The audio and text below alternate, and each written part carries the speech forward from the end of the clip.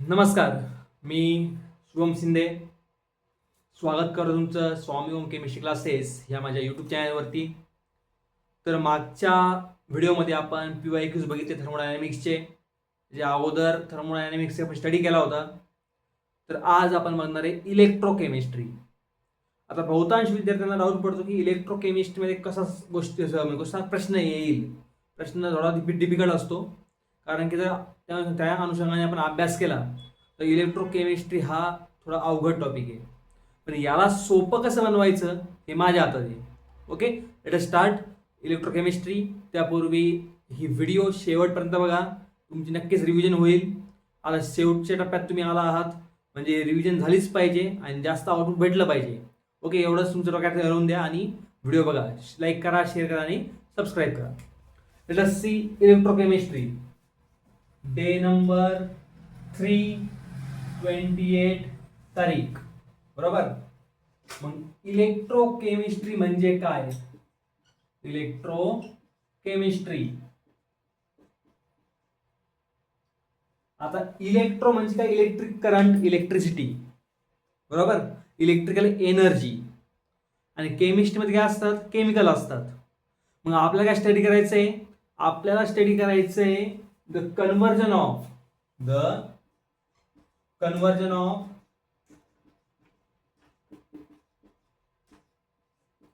Electrical energy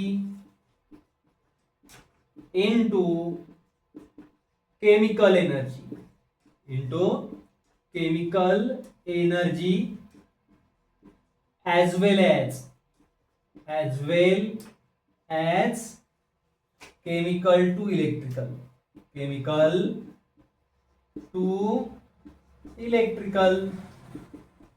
काय अवघड? म्हणजे मी काय सांगितलंय, केमिकल एनर्जीचं कन्व्हर्जन करायचंय इलेक्ट्रिकल एनर्जीमध्ये आणि इलेक्ट्रिकल एनर्जीचं कन्व्हर्जन करायचंय केमिकल एनर्जीमध्ये. बरोबर. मग आपल्याला काय बघायचं याच्यामध्ये? मेन गोष्ट की इलेक्ट्रिसिटीचा आणि केमिकल रिॲक्शनचा काहीतरी संबंध आहे आणि तो आपल्याला स्टडी करायचा आहे. एवढं डोक्यात ठेवलं तर तुम्हाला हा धडा नक्की समजेल. आता पहिली गोष्ट म्हणजे याच्यामध्ये एक ओहम्स लॉ आहे. आपण त्यात पुढे जाणारच आहे ओहम्स लॉकडे. पण त्याआधी रेझिस्टन्स आणि कंडक्टन्सी ही एक दोन टर्म लक्षात घ्या. दोन टर्म आहेत, रेझिस्टन्स आणि कंडक्टन्सी. तर रब करूयात. कंडक्टिव्हिटी, कंडक्टन्सी, रेझिस्टिव्हिटी, रेझिस्टन्सी किंवा रेझिस्टन्स, कंडक्टन्स, तुम्ही हे म्हणू शकता. उच्चार वेगवेगळे आहेत, लक्ष द्या. नंबर 1 येतो रेझिस्टन्स. कोण येतो? रेझिस्टन्स. आता हा रेझिस्टन्स म्हणजे काय? To oppose the flow of current is known as resistance. काय? To oppose the flow of current is known as resistance. आणि कंडक्टन्स म्हणजे काय? कंडक्टन्स म्हणजे कंडक्टन्सी म्हणजे एक अशी गोष्ट की हे समजा एक मेटलचा रॉड आहे, इकडून इलेक्ट्रिसिटी पास होतीये म्हणजे कंडक्ट होतीये. कंडक्टन्सी म्हणजे काय? Opposite to रेझिस्टन्सी. रेझिस्टन्स हे अवरोध करतं, अवरोध म्हणतात त्याला, म्हणजे ते एक अडथळा असतं इलेक्ट्रिकल करंट पास होण्यासाठी. तर कंडक्टन्सच्या उलट आहे, म्हणजेच काय? विद्युत वाहकाला आपण कंडक्टन्स म्हणतो. ओके, विद्युत वाहकाला. दुसरी काय कन्सेप्शन आहे ते conductance.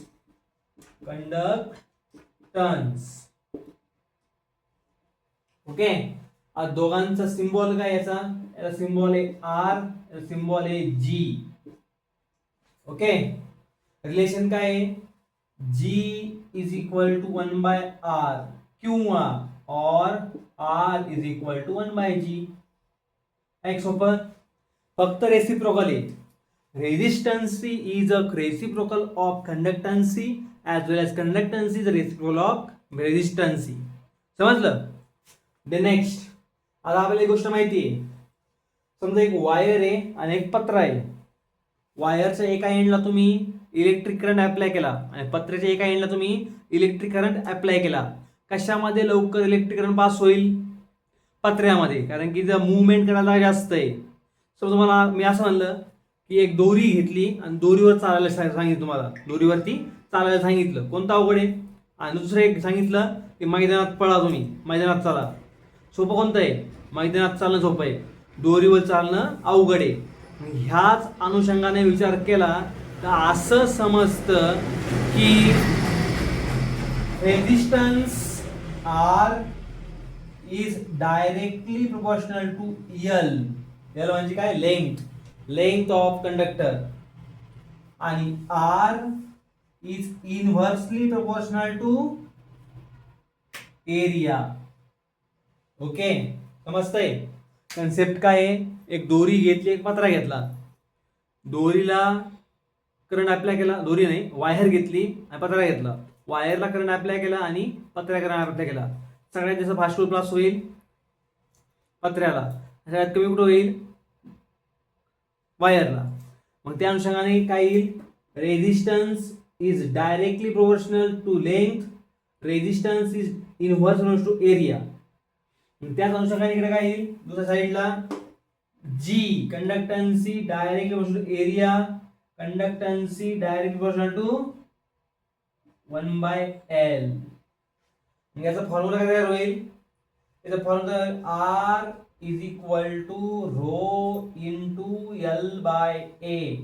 Very important formula for solving numericals, very important. आणि हा काय तयार होईल?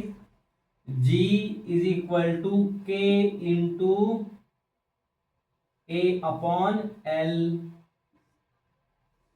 आता हे रो आणि के काय आहे माहितीये?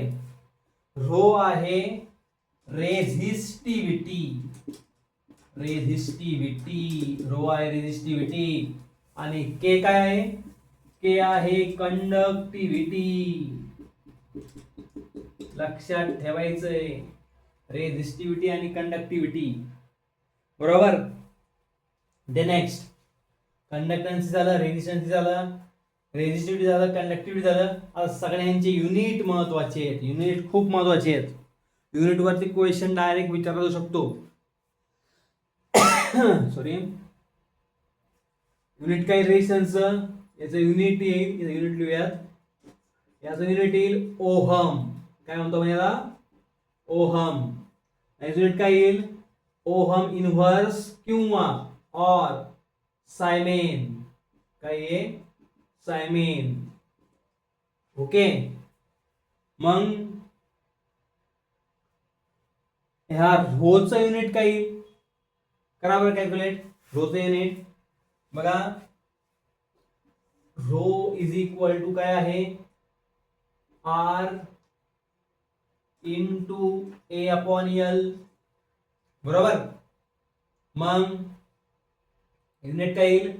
Ohm metre. हे येईल रोचं युनिट, ओहम मीटर. आणि आपल्याला माहिती आहे जसा आर इनव्हर्सली प्रोपोर्शनल आहे जी सोबत, तसा रो इनव्हर्सली आहे के सोबत. मग काय येईल? Formula rho is equal to 1/K. Unit काय आलं के चं?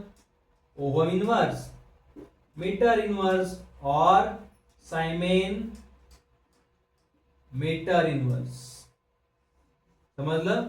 हे युनिट आहेत, हे युनिट अगदी तोंडपाठ करून ठेवायचे, त्यात कोणतंच लॉजिक नाहीये, सरळ सरळ दिलेलं आहे. एक समजलं दुसरी गोष्ट समजते, बरोबर? Then next, समजलंय? स्क्रीनशॉट काढून घ्या. ओके, देन नेक्स्ट,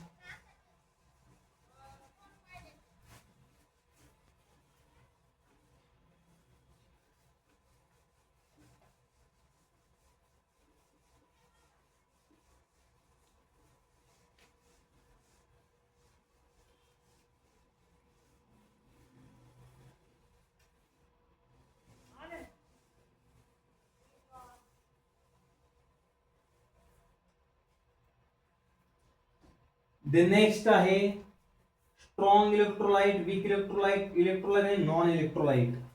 काय आहे?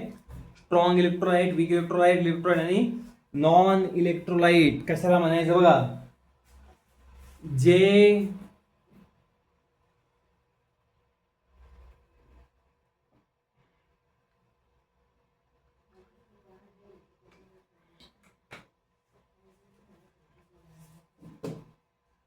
लक्ष द्या,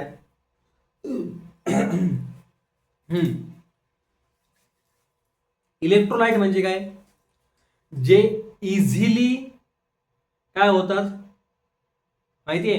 इलेक्ट्रोलाइट म्हणजे जे इझिली डिसोसिएट होतात ते इलेक्ट्रोलाइट, आणि जे फास्टली डिझॉल्व होतात ते स्ट्रॉंग इलेक्ट्रोलाइट, आणि जे हळूहळू डिझॉल्व होतात ते वीक इलेक्ट्रोलाइट. बरोबर.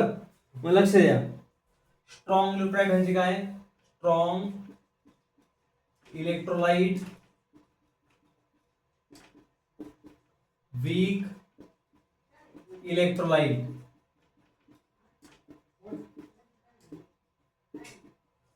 स्ट्रॉंग इलेक्ट्रोलाइट म्हणजे काय, strong electrolyte is NaCl, HCl, HNO3, NaOH. आणि वीक इलेक्ट्रोलाइट म्हणजे कोणते, NH4 परत plus plus CH3 COOH etcetera. हे झाले वीक इलेक्ट्रोलाइट. जे लवकर डिसोसिएट होत नाहीत ते वीक इलेक्ट्रोलाइट, जे लवकर डिसोसिएट होतात ते स्ट्रॉंग इलेक्ट्रोलाइट. समजलं इथं कन्सेप्ट, इथं आपण कव्हर केलंय. नेक्स्ट आहे या ठिकाणी कंडक्टिव्हिटी घेतलं. Molar conductivity. मोलार कंडक्टिव्हिटी म्हणजे काय बघा आता. मोलार कंडक्टिव्हिटी पुढचं बघायचं आपल्याला महत्वाचा point, molar conductivity. Molar conductivity म्हणजे काय, molar conductivity that is lambda is equal to K by C. Simple formula. Concentration divide करायचं कशाला, कंडक्टिव्हिटीला कॉन्सन्ट्रेशन डिवाइड केलं तर मोलार कंडक्टिव्हिटी तयार होतं. It is lambda is equal to K by C. अजून एक formula, lambda is equal to C म्हणजे काय माहिती आहे, C म्हणजे कॉन्सन्ट्रेशन. बरोबर. 1000 K बाय, एक फॉर्म्युला आहे 1000 K बाय काय असेल, नंबर ऑफ मोल्स. ओके. तो फॉर्म्युला गरज नाही, हा फॉर्म्युला असला तरी चालतंय. तरी इथं पाहूयात फॉर्म्युला कोणता आहे तो, 1000 K बाय C बरोबर आहे. K बाय C चे पण दोन्ही फॉर्म्युला कसे आहेत. ओके. हे कधी यूज करायचा, ज्यावेळेस कॉन्सन्ट्रेशन हे 1 लिटर मध्ये असेल त्यावेळेस हा यूज करायचा, आणि कॉन्सन्ट्रेशन एमएल मध्ये असेल त्यावेळेस हा यूज करायचा. ओके, क्लिअर आहे. The next, variation of molar conductivity with concentration. आता कॉन्सन्ट्रेशन सोबत व्हेरिएशन काय असेल मोलार कंडक्टिव्हिटीचं, बघा लक्ष द्या. हे ग्राफ आहे, त्यासाठी ग्राफ असा काढला आपण.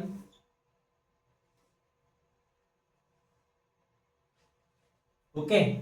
हा आहे वीक इलेक्ट्रोलाइटचा आणि हा आहे स्ट्रॉंग इलेक्ट्रोलाइटचा.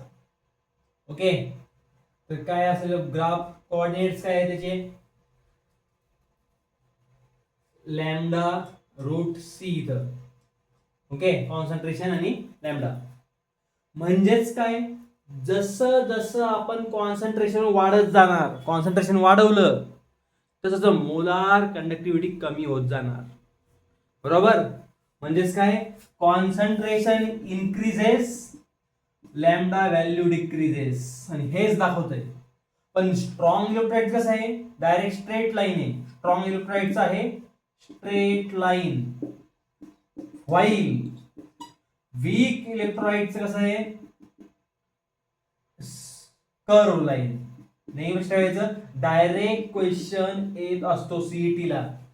सीईटीच्या अनुषंगाने घेतोय आपण, डायरेक्ट क्वेश्चन येत असतो. म्हणून आपण काय लक्षात ठेवायचं की ज्या वेळेस मोलार कंडक्टिव्हिटीचा ग्राफ आला त्यावेळेस काय होईल, एकतर स्ट्रेट लाईन असेल स्ट्रॉंग इलेक्ट्रोलाइटसाठी आणि असा असेल weak इलेक्ट्रोलाइटसाठी.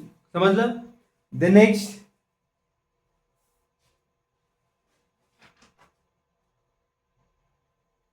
कोहलराऊस law of independent migration of ion. Kohlrausch law, very important. Kohlrausch law of independent migration of ion. मग ह्या इंडिपेंडेंट मायग्रेशन ऑफ आयॉन मध्ये काय असेल बघा आता. आता आपल्याला माहिती आहे कॅटायन असतात एक एनायन असतात. कॅटायन म्हणजे काय, ज्याच्यावरती पॉझिटिव्ह चार्ज तो कॅटायन, ज्याच्यावरती निगेटिव्ह चार्ज तो एनायन. मग कोहलराव काय सांगतो, the molar conductivity of an electrolyte is equal to the n lambda of positive plus n lambda of negative. Okay, n lambda of positive, n lambda of negative. Simple आहे molar conductivity. आता याच्यात काय असतं, आपण एखादं घेतलं, आपण जर घेतलं की NaOH, NaOH आपल्याला मोलार कंडक्टिव्हिटी काढायची. मग कशी काढणार NaOH ची, लक्षात द्या, lambda of NaOH is equal to lambda of Na plus plus lambda of OH minus. Simply हे झालं स्ट्रॉंग इलेक्ट्रोलाइटचं. आता बघूयात वीक इलेक्ट्रोलाइटचं. ते कसं येईल मग, lambda of CH3COOH is equal to lambda of H plus plus lambda of CH3COO minus. समजलं, that is like this. The next concept आहे याच्यामध्ये molar conductivity and degree of dissociation. Degree of dissociation of weak electrolyte. त्याचा एक formula आहे, generally formula ठेवायचा, lambda is equal to lambda C upon lambda 0. Lambda 0 म्हणजे काय, initial concentration, lambda C at concentration C. Alpha म्हणजे काय, degree of dissociation. याच्यावर direct question येत असतो. द नेक्स्ट आपण पॉइंट वाईज जाणार आहे. मी पॉइंट बघतो, एक्सप्लेन करतो. कंडक्टिव्हिटी, सेल वगैरे वगैरे फॉर्म्युला आहेत. आता बघा सेल कॉन्स्टंट आहे, आपण मगाशी पाहिलं एक फॉर्म्युला. सेल कॉन्स्टंट हा झाला डिग्री ऑफ डिसोसिएशनचा.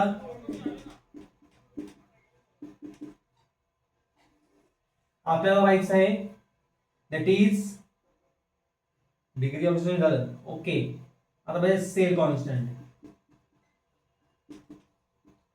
बहुतांश वेळेस क्वेश्चन मध्ये आपल्याला सेल कॉन्स्टंटची व्हॅल्यू दिलेली असते, पण आपल्याला माहित नसतं की सेल कॉन्स्टंट म्हणजे काय. मग हा सेल कॉन्स्टंट काय आहे, सेल कॉन्स्टंट आहे L upon A, length upon area is known as cell constant. Okay, तर फॉर्म्युला असतो L अपॉन A. ओके, आणि आपण पुढे यूज केला होता, आपण ह्या ठिकाणी यूज केला होता. दोन फॉर्म्युले लिहूयात आपण, दोन फॉर्म्युले लिहूयात. इथपर्यंत कव्हर करतो मी. दोन फॉर्म्युले, resistance is equal to rho into cell constant आणि G is equal to K upon cell constant. Simple आहे की नाही. या दोन्ही फॉर्म्युला आपण CC टाकले, सेल कॉन्स्टंट टाकलाय, सेल कॉन्स्टंट हे टाकलाय, हे झाले दोन फॉर्म्युले. संपली गोष्ट सेल कॉन्स्टंटची. देन नेक्स्ट, आता एक टाइप्स ऑफ इलेक्ट्रोकेमिकल सेल. त्यापूर्वी कॅथोड म्हणजे काय, एनोड म्हणजे काय तुम्हाला माहिती असलं पाहिजे. ओके, आपण एक डायग्राम ड्रॉ करूयात. एक डायग्राम आपण ड्रॉ करूयात. दॅट इज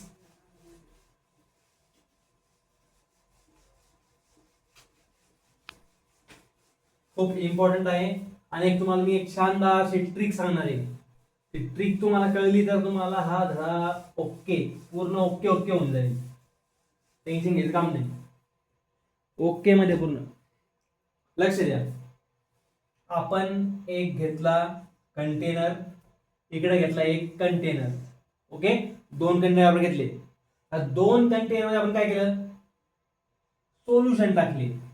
इकडे टाकला आपण CuSO4, इकडे टाकला आपण झिंक SO4. बरोबर, इकडे घेतला आपण कॉपरचा इलेक्ट्रोड, इकडे घेतला आपण झिंकचा इलेक्ट्रोड, झिंक इलेक्ट्रोड. इकडे घेतला आपण कॉपर इलेक्ट्रोड.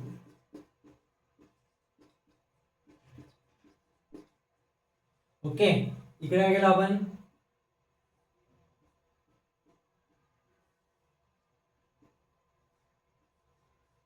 सर्किट घेतलं एक, सर्किट घेतलं, सर्किटला आपण सर्किट ऑन ऑफ ची की. ओके, आणि मध्ये एक घेतला आपण सॉल्ट ब्रिज. सॉल्ट ब्रिज काय आहे तुम्हाला माहिती आहे, पण डबल सांगेल.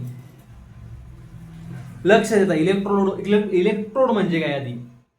तर इलेक्ट्रोड म्हणजे अशी गोष्ट, असा मेटल जो आपण सोल्युशन मध्ये डीप केल्यानंतर त्याच्या प्रेझेन्समध्ये ऑक्सिडेशन होईल किंवा रिडक्शन होईल, अशी रिॲक्शन घडते. काय होईल, ऑक्सिडेशन होईल नाहीतर रिडक्शन होईल, अशी गोष्ट घडते. आणि त्यामार्फत इलेक्ट्रॉनचं transfer of electrons takes place due to this is known as electrode. मग इलेक्ट्रोडचे दोन टाईप असतात, एक पॉझिटिव्ह वाला इलेक्ट्रोड आणि एक निगेटिव्ह वाला इलेक्ट्रोड. ओके. मग पॉझिटिव्ह वाला इलेक्ट्रोड म्हणजे काय, इट इज आता इलेक्ट्रोडची इलेक्ट्रोलायटिक सेल आणि इलेक्ट्रोकेमिकल सेल या दोन सेलचे वेगळे असतात. तर पहिला असतो कॅथोड, दुसरा असतो एनोड,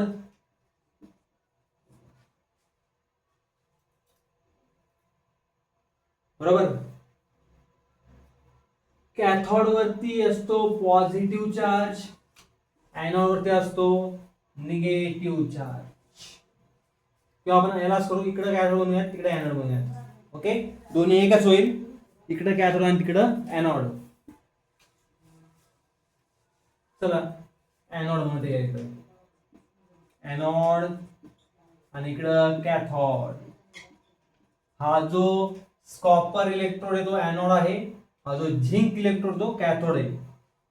लक्ष द्या. आता एक ट्रिक आहे या ठिकाणी. लेफ्ट हँड साइड दिसते माझी, लेफ्ट हँड साइड दिसते कोणती, माझी लेफ्ट हँड कोणती आहे, ही आहे. मग मी लेफ्ट हँड साइडला म्हणणार लोन. काय म्हणणार, लोन, LOAN. काय म्हणणार, लोन. बघा मग आता LOAN. L for left, O for oxidation, A for anode आणि N for negative charge. सगळ्या गोष्टी एकाच ठिकाणी कव्हर झाल्या, एकही MCQ चुकण्याचा चान्स नाही. तुमचं इथं जर कव्हर झालं 100% कव्हर होणार या ठिकाणी. LOAN, left, oxidation, anode, negative, हा पॉइंट, बरोबर. नेक्स्ट इकडे काय येईल, म्हणजे उलट येईल. याच्या कोणती साईड आहे, आर, right side, right hand electrode. Oxygen इकडे रिडक्शन होईल, रिडक्शन. इकडं एनोड, इकडे काय, कॅथोड. इकडं निगेटिव्ह, इकडं पॉझिटिव्ह. आले की नाही सगळे पॉइंट बरोबर. हे जर तुम्ही पाठ केला असतं तर 2 मिनिटात, मग 1 दिवस आठवत असतं. काहींची मेमरी शार्प आहे, त्यांना 1 आठवडा आठवलं असतं. काहींची अजून शार्प, त्यांना 1 महिना आठवडा असतं. पण सांगतोय किती मेमरी शार्प असू द्या, जास्त वेळ आठवत नाही ट्रिक शिवाय. आणि ही ट्रिक आता पाठ केली, आयुष्यभर तुम्ही विसरणार नाही, आयुष्यभर. तोच तर फॅक्ट आहे. टीचरचं काम काय असतं, एखादी गोष्ट सोपी करून सांगणं, ती कॉम्प्लेक्स करणं नाही. जो टीचर कॉम्प्लेक्स करतो टीचरच नाही. जो टीचर ती गोष्ट सिम्प्लिफाय करतो, सिंपल करतो, तो खरा टीचर. ओके. द नेक्स्ट हे झालं, याचं स्क्रीनशॉट काढून घ्या. आणि नेक्स्ट बघूयात. सेलचे टाइप्स आहेत. Electrolysis of molten NaCl, electrolytic सेलचे टाइप्स आहेत. मोल्टन NaCl मध्ये काय होतं आणि याच्यामध्ये काय होतं. तर हा व्हिडिओ झालेला आहे 23 मिनिटाचा. तर एक काम करूयात, आजच्या पुरतं इथे थांबूयात. पार्ट 1 आज घेऊयात. आज शनिवार पण आहे, विकेंड आहे, थोडं तुम्ही एन्जॉय करा. एन्जॉय म्हणजे थोडा एन्जॉय करा. आणि उद्या उरलेला पार्ट याचा आपण उद्या डिस्कस करू, म्हणजे 2 दिवसामध्ये हा चॅप्टर एंड होईल. उद्या आम्ही याच्यासोबत PYQs पण घेणार आहेत. ओके. मग आता एवढाच अभ्यास करा, उद्या PYQचा पण अभ्यास करूयात. आणि काल दिलेले जे PYQ होते ते तुम्ही 100% लिहिले असतील, अभ्यासले असतील, याची मला आशा वाटते. आणि हा व्हिडिओ इथेच एंड झाला जाहीर करतो. तर चॅनलला लाईक करा, शेअर करा, सबस्क्राईब करा. चॅनल वाढवणं तुमच्या हातात आहे, कंटेंट चांगलं देणं, तुमचा रिझल्ट आणणं हे माझ्या हातात आहे. ओके, धन्यवाद.